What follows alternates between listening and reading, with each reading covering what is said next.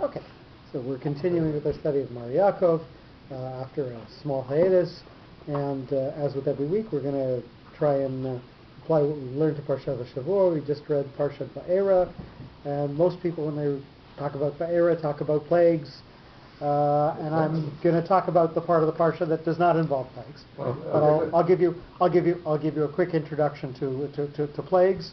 Va'era has 7 plagues, and next week's parsha has 3 plagues. How do we know that? Va'era Vav Aleph.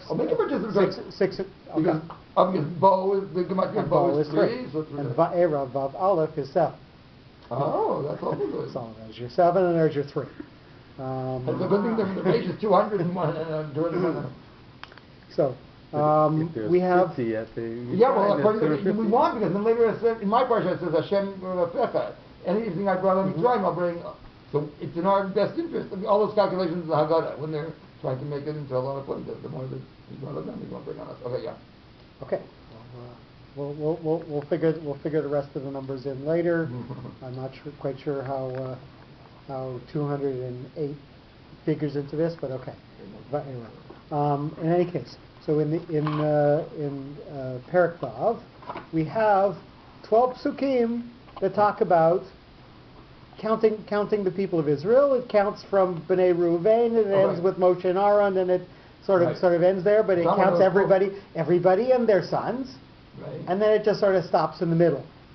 So the question is, what is this section doing here? Oh, yeah. Go ahead.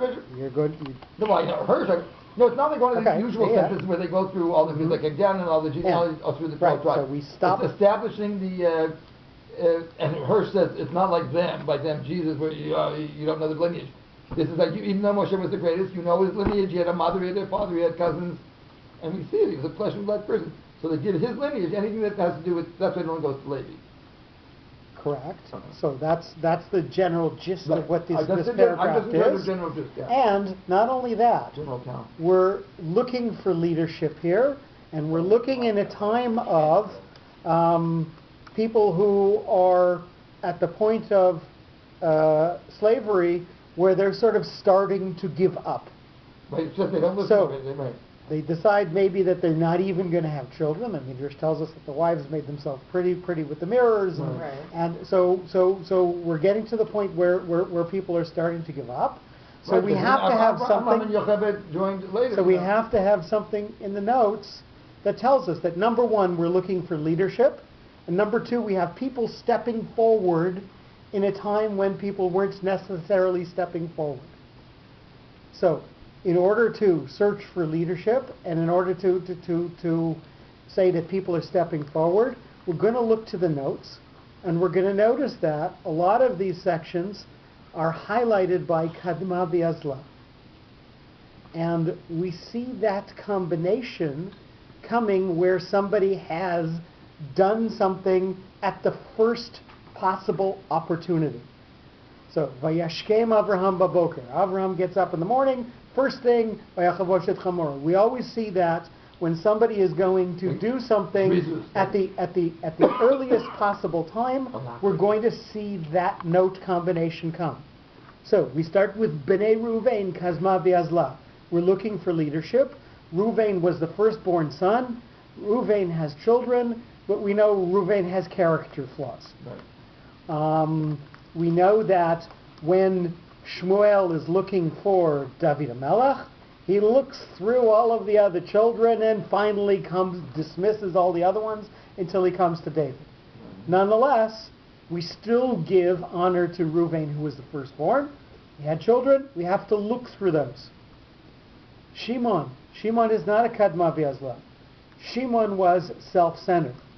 Shimon did things in order to satisfy Shimon. That's why he gets into the murderous rage over Dinah and really looks after his own interests. So he's looking over his own interests. What note is he going to get? He's going to stand alone all by himself. It's going to be just him. Revi'i. He's going to be sitting there all by himself. Uvnei Shimon. Munach Revi'i. Shimon standing there all by himself. And then all of a sudden we get to the tribes of Levi, and we see Vayikach Amram. Amram takes a wife, gets up from the apathy of life is too bad, we don't want to have children anymore, we're going to go back to the fact of building the nation. Stands up.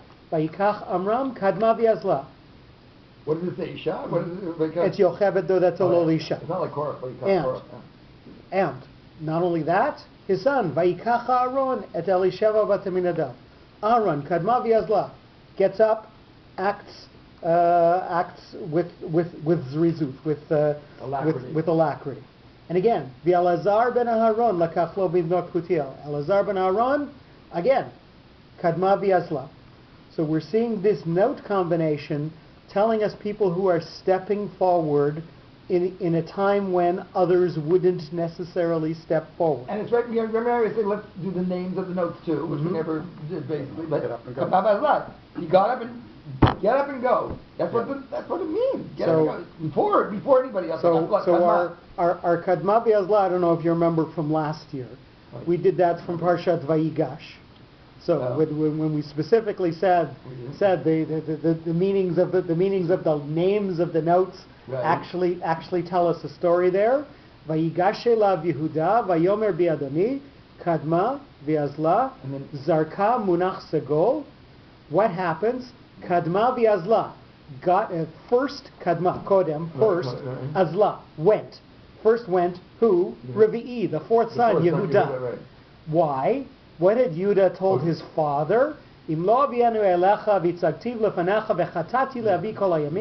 I don't bring Benjamin in front of you, then I'm going to sin for you for all days. What does for all days mean?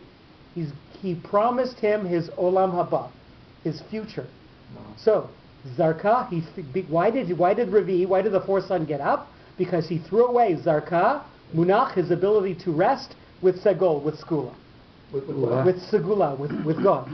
He had, so why did Yehuda defend Benjamin's honor? Because he had promised that he would give away his olam haba. So Kadma V'Yazla Ravi Munach Zarka Munach Segol. So that's where we saw that one. That's very interesting. I don't know that. So the Vilna Gaon on Kadma V'Yazla on V'Yimaru et Chayehem, because it was supposed to be 400 years and it was really 210 or 86. So yeah. It says they went out early because they went out early on the word because of the bitterness of the slavery.